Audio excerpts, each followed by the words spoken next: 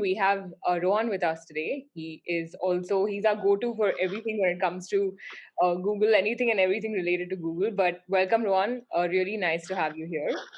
Thank you, Meghna. Just a quick introduction to Rohan. Rohan's played a very, very key role in scaling agencies and brands alike over the last few years.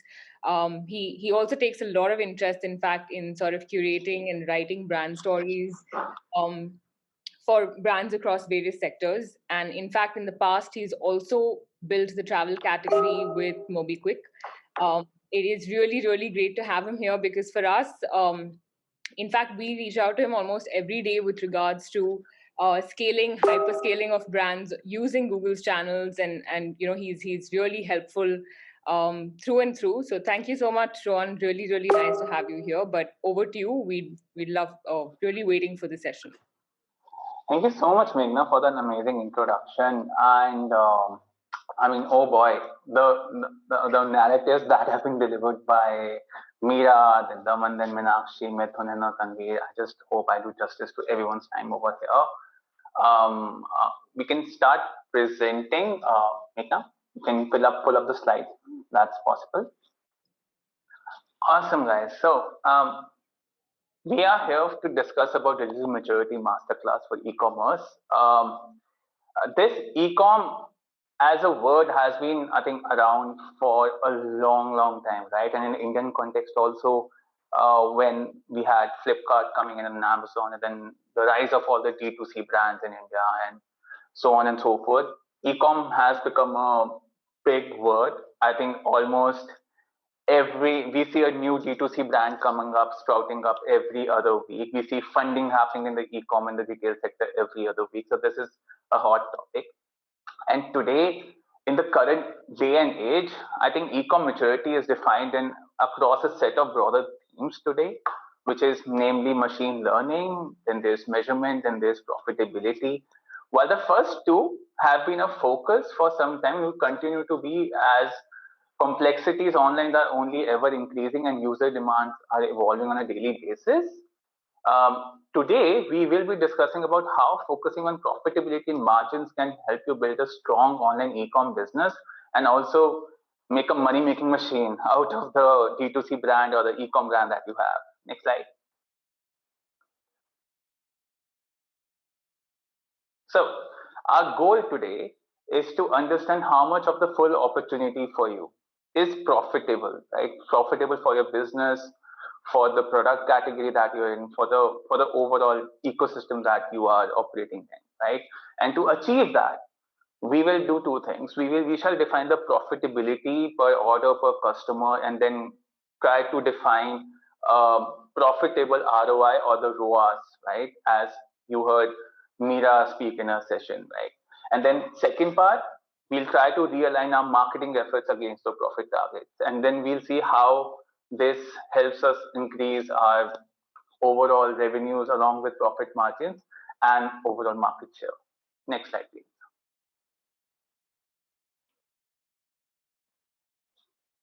So zooming out a bit, let's try to understand profit, right? Now there's a theory that as long as you're making profit per order or per customer, continue investing to grow, right? So in order for us to focus on overall business growth instead of cost efficiencies, we need to understand our business commercials, right? That is paramount. We need to figure out what our costs are beyond ads to determine the point where we are still profitable. Doing this allows us to create a sustainable strategy that will create a money-making machine over time. So it's worth investing that extra little time necessary to understand how our business is and how it operates. And that help us understand how much is that we can scale, how much is the total opportunity for us that is profitable, right? So the theory, like I said, if your profit per order is greater than your marketing acquisition cost, continue to invest. And we'll see that in the upcoming slides. You can move ahead on the next slide. I think so. This is exactly the same, like I said. So let's move to a workshop slide. Very simple, right? Now imagine you have a product where the average order value is $1,000, right? And then there's a GST percentage of 18%, and there's a return rate happening due to some issues with the products, some that you're selling to customers. So the average order value reduces from 1,000 rupees to 805 rupees. Great. Next, let's understand. You can just press a click now. Great. So next, let's understand what is a gross margin on the product, right? In this case, 75%, and once you adjust for shipping, we get a gross profit per order of about INR 500 bucks. If you have the data cut of repeat and LTV users also, we can factor in that too and arrive at a profit per customer before ad cost. For our case, we arrive at a figure close to INR 500, 520. Now, this is the max amount you can spend on acquiring a customer factoring in the LTV. Now, when you divide, and you can just go press one more, yeah. So when you divide the average order value, right, INR 1,000 in our case, with the profit per customer, profit per order, in case you don't have the LTV data, we arrive at the profit-driven ROAS or the break-even ROAS. Below this, we are not making a profit. So now this is the optimal profit ROAS for you. Now let's see in the upcoming slides how this factors into your growth. So look at this graph. The green line is your profits, right? The profits you're making from multiple products or multiple product categories, or if you're in a single product category, then from all those single product categories. The red line over here are your revenues. A lot of us, and we also have a home business at home, we also are guilty of operating at a ROAS of 6x or a 7x or a 4x or a 8x. But what we see is that there's a sweet spot between efficiencies and sales volume, right? The reason we want you to go through this exercise for your relevant product segments is because there is a relationship between ROAS and profit. Your optimal ROAS is the ROAS that drives the most amount of profit against the revenue of media spend.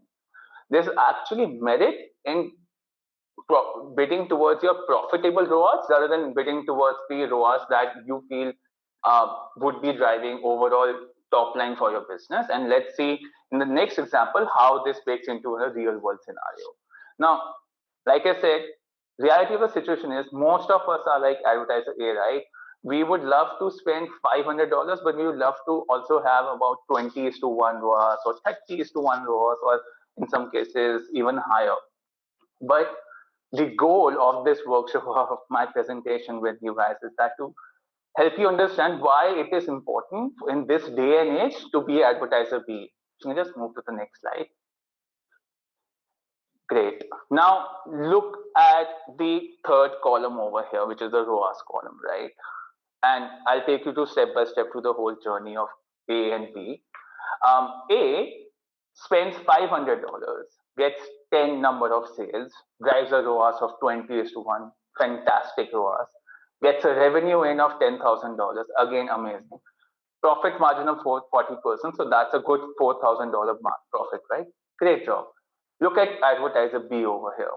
Spends $2,000, gets 30 orders, drives a ROAS of 10:1 and drives an overall revenue of $20,000. Right now, if I were to block column of profit margin and profit, you would say that, hey, Advertiser A is better, right? In all fairness. But now when we factor in profit margin and profit, that's when it strikes us that Advertiser B, while did spend $1.5 thousand more, also drove incremental $4,000 in profit, right?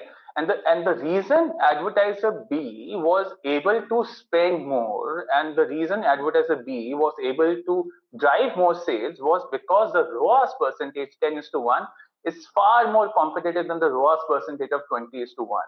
So what this strategy enables Advertiser B is to win a lot more auctions in the market, right, than what any other advertiser would have been able to win. So by reducing your ROAS, right, to a profitable ROAS, you're effectively outbidding the market because your bid auction is super aggressive, and if others are not following this strategy in your category, in your market, then you have the edge over them from an auction standpoint. We can move to the next slide. So This is a question that I get a lot while I work with brands on a daily basis, that hey, we have multiple products with varying margins. What do we do over there? There are actually two things that we can do, right? But before that, we need to do exactly the same kind of workshop or the same thing that with across all our categories, right? We need to figure out profit per order across all our categories, and then figure out what is the profitable ROAS across all our categories. The reason why I say that is that now, if you move to the next slide, right, you need to restructure your campaigns based on profitable ROAS, and this is something that will help you and will help you a long way. Now, in this example, we have shoes and apparel which have separate profit margins, and they have different ROAS targets. Separate by each product into its own campaign, and then we set different ROAS targets for each of these categories. The highest margin categories have the lowest ROAS targets, right? And this is what I explained to you in the example which was I just talked about, right? Why Advertiser B was able to sell more, because their margins were high. Because their margins were high, there they could bid aggressively into the auction, and they could into the market. They could win a lot of auctions, right? So this is what it helps. This is what it is to restructure your campaigns to achieve a profitable ROAS. If you feel that, but it is a big thing to ask. Let's say I'm operating at a ROAS of 6x and 8x, and suddenly there's this one guy from Google saying that hey, you need to optimize towards profitable ROAS and bring your ROAS percentage down from 6x to 2x. I know that could be a daunting task and overwhelming to begin with, and you might not even believe me, but that's where you can always experiment, right? That's where you can always pick up your high margin products, put them into a separate campaign, start a campaign well before festive, because come festive, right? Come August and then September and then October, when auctions heat up a lot, you really have to figure out what works for you today and then scale it up when festive and the whole Diwali season comes in. So you can just move to the next slide. So like I said, we have one framework, right, which has 5 steps towards profitable growth. We've just learned about how to calculate profit per order. We've also just learned about what should we do after that, which is restructuring our search and shopping campaigns as per the profitable ROAS and as per our margins. The third thing that we need to do for each and every important upcoming event is iterate as much as we can. Figure out how our products are evolving, how our consumers are evolving. Is the ROAS, profitable ROAS that I calculated back in July making sense in August? Is the ROAS making sense in October? Is the ROAS making sense since 2022, right? You have to iterate a lot.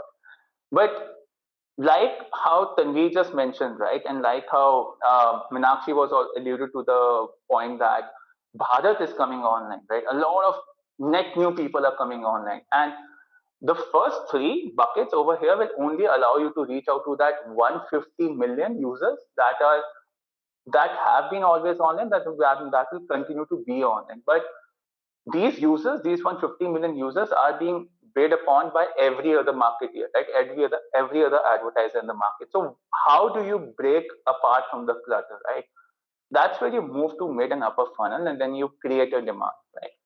And let's talk about the point number 4 in the next slide.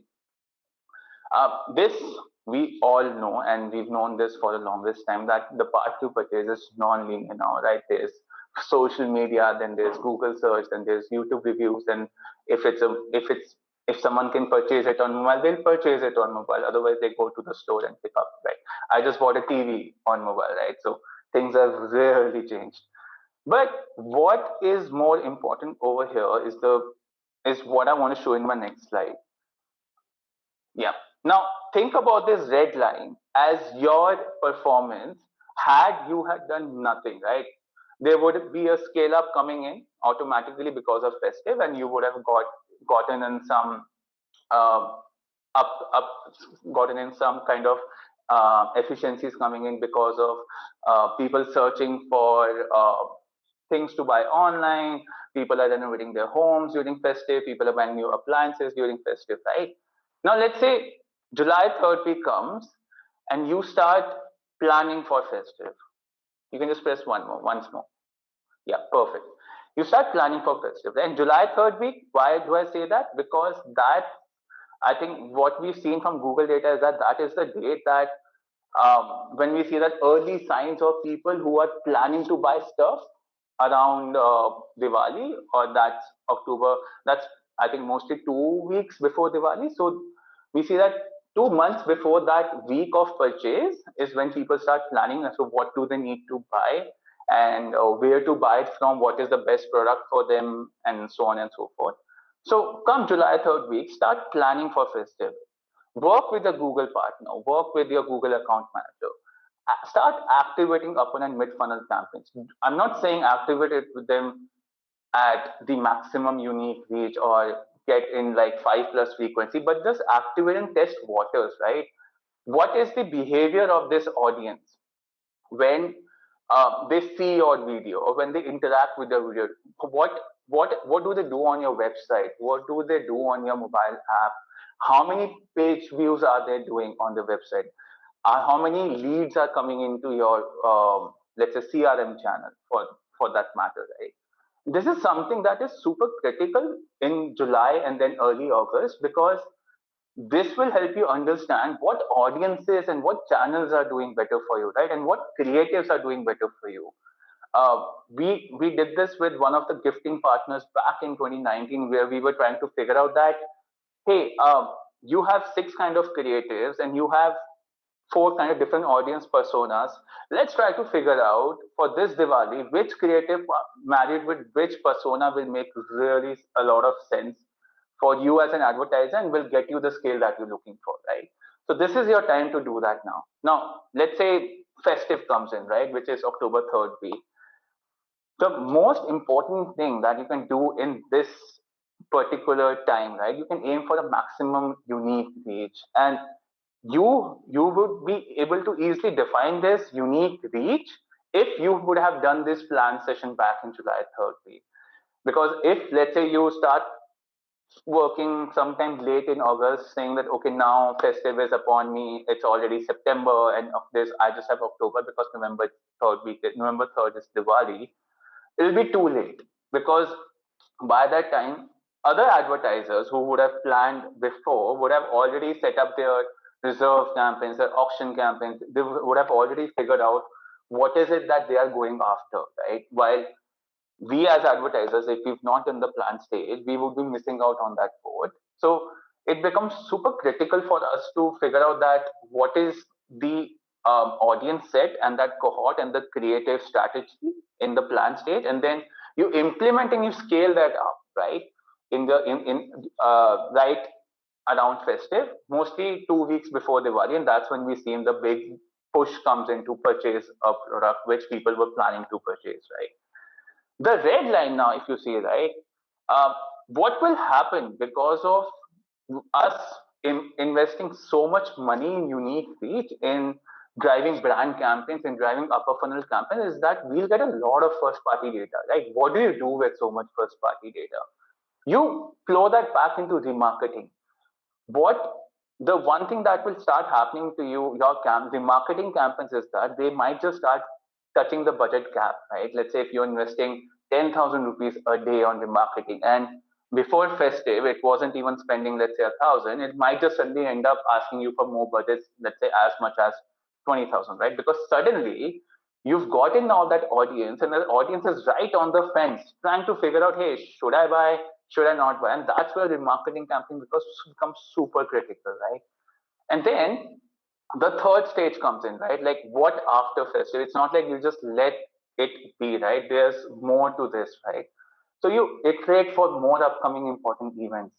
It starts at festive. Always remember, it will not end over here. It will continue to grow from here. The It's not that year over year we see the same buyers on Diwali, right? Buyers always increase on Diwali. So if buyers are increasing on Diwali, that means there are more people coming throughout the year to purchase online, like we just saw in Tanvi's session, like we just saw in Meenakshi's session, right? So it just makes it so much more important to implement the same strategy for all upcoming important events. And what is the one thing that you would have unlocked? You can just press one more click now. The one thing that you would have unlocked by doing this, right, is that you would have broadened your funnel, right? Suddenly, your marketing campaign, which was, let's say, spending 1/10, is now spending good amount of money, and you've been successfully been able to unlock always on the marketing, right, across video and display, and you've broadened your funnel. And this is something that will help you increase your unique reach. And this, coupled with what I spoke about in the last 2 3 slides about profitable ROAS, about how to win more auctions and how to have a money making machine, and when on top of it you put an upper funnel strategy, I think that's when you're really for the lack of better words, you're destroying the competition in the market, because you're covering you're just going after the user from all angles, right? You're not letting, so if someone is on the fence, you're converting them via remarketing. If someone is in the stage to figure out what he or she needs to buy, you're converting them via, you're getting them into the consideration set via your upper and mid funnel efforts. If someone is searching for the category, if someone is searching for your brand, right, you already have your shopping campaigns, and which have been restructured for profitable ROAS. So you know for the fact that you are super competitive in the market, and at the same time you know that for the fact that you are not going to bleed, because you, unlike others, you're optimizing for profitable ROAS and not a ROAS as is, right? And I think that was a quick master class for me. Hope the last 30 odd minutes, whatever it is, was good enough for everyone to ponder over profitability in upper funnel and how you incorporate these concepts into your AdWords strategy. The fifth one today, which was more about demand creation, I think, well, that's where we from Google would love to hear from all of you advertisers, because you are the ones who are accomplishing it day after day, year after year. But I guess that's for another day. So thank you so much, guys.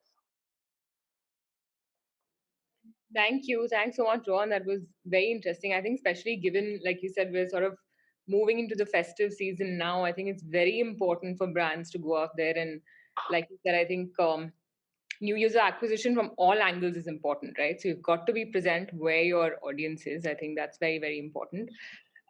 Actually, I had a few questions in mind which I'd like to put forth. I think one being festive and being D2C, right? And the whole boom in D2C. What does digital maturity actually look like for a D2C client? And in the sense, when it comes to Google channels, where should they be present, and probably which channel is the most profitable when it comes to D2C? See, digital maturity for a D2C brand would, if I were to simplify it further, right, I would break it into three things. Right? Do they know their consumer? Right. A, and have they figured out a great full funnel measurement system? Right. If those two things are not there for the D2C brand, then that is the place that they need to be working at first before scaling up or before investing heavily on ads. Because as a D2C brand owner, you need to figure out attribution from day one, because there are chances that a user might get influenced from a YouTube video. There are chances that a user might get influenced from, let's say, an Instagram ad. There are chances that a user might get influenced from a search ad. And as a new business owner, you need to figure out what channel is really working out for you. Like we've shown, right? The part to purchase is non-linear now, and a D2C brand needs to be able to influence across multiple touch points. From a Google standpoint, search and shopping are highly effective because they focus on intent. However, again, like I said, if you are a new brand or in a new category and if your search volumes are stagnating, then you need to think about influence mediums, right? Discovery and YouTube are brilliant influence mediums and have helped many brands get inroads, right, to the potential customers. Like Meenakshi just talked about the Ustra case study, how focusing on net new users, right, and then looking at a KPI which was at least one or two steps before purchase, let's say an add to cart or someone coming on product pages, and then optimizing for that conversion action drove actually 16 to 18 times more sales for Ustra. And I think that, and it's not just Ustra that we have an example. We have multiple such examples which have really, really made made sure that influence, right? Influence as much as you can if you're an early D2C brand. Reach out to your user, because understand that most of the D2C brands, the branded searches will be more than the generic searches, right? Like let's take for an example, right? I wear these shoes by Neiman's, right? Uh, a shoe by Neiman, right? Before 2020, I would have never searched for New Zealand wool shoes, right? I would have thought who here would have searched for a New Zealand wool shoe, right? A shoe made out of wool. But Neiman's reached out to a prospective customer, and they influenced my decision to invest in a shoe that's made out of wool, right? And it's not like I was searching for the shoe, but maybe, right? Yes, I was a great TG for them to reach out to.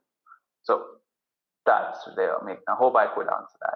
No, absolutely. I think we've seen that across D2C brands, some that we work with as well. Brand searches are probably where you have your ROAS, which is 4x more than generic searches, right? Which makes a lot of sense. But I think that sort of clubs into branding. You probably need to build that brand to even have a search going on. Makes a lot of sense. Yeah. I think we're speaking from brands that are already sort of on digital, right? They've already established a base over there, at least, let's say, even if it's a startup or a well established brand. But what about for traditional brands? So, how would you say digital maturity would look like for a traditional brand? Great question.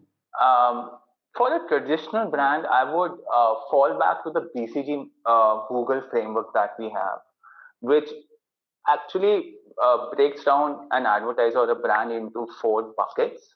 The first bucket being a nascent, the second one being emerging, third one being connecting, fourth one being multi-movement, right? And I'll just delve a bit into each and every bucket. Nascent is an advertiser that, let's say, comes to you guys or Google or any other channel for that matter for a campaign or two, right? They would come in a year, do 1 or 2 more campaigns, and then go off, right? Those kind of advertisers we call as nascent, because they've not really figured out what is their audience strategy, right? Where are their audience sitting? What is the creative strategy? What is the cohort that is really giving them great view through rates or great website, which is the audience that's moving great website metrics for them, right? But the good thing is that a lot of advertisers sit in the emerging and the connected segments in India right now, and that's what we figured out from our own little research back in Google India. Emerging and connected are those kind of advertisers, I would say, that are using first party and third party audiences, and they have activated multiple channels, and they are able to figure out that, okay, this channel is doing this much for me versus this other channel is driving, let's say, 2x the views or 2x efficiencies for me. So emerging and connected together make up, I think, about 90-95% of advertisers in India. But the the last part, which is multi-moment, right? That is where I think Google and maybe all of us would want all the advertisers to be, where all your channels, right? All your marketing efforts across Google, Facebook, Amazon are just focusing on that single business outcome, right? It's not like there are campaigns running in silos in all these channels, but they are just activated and they're focusing on that single business outcome. I think that is the multi-moment maturity that we all can strive for. But to begin with, yeah, and to answer your question, it would be, I would, for the traditional brand, it would be from nascent going all the way to multi-moment. Nascent being that they are not even figuring out what their audiences look like, what is their customer, and multi-moment would be someone who is really figured out that how to use all the channels in tandem and get that single customer business outcome. Understood. I think most traditional brands today are probably stage 2 and 3, maybe emerging upward. Yeah. I think Yeah. I think most have moved from nascent to emerging, so that's great. But Ron, thank you so much for this session. Not a problem. A lot of, it's always lovely to have speak with Social Beat, and thank you for having me over here. Thank you. Thank you so much for taking the time out. It was super, super insightful.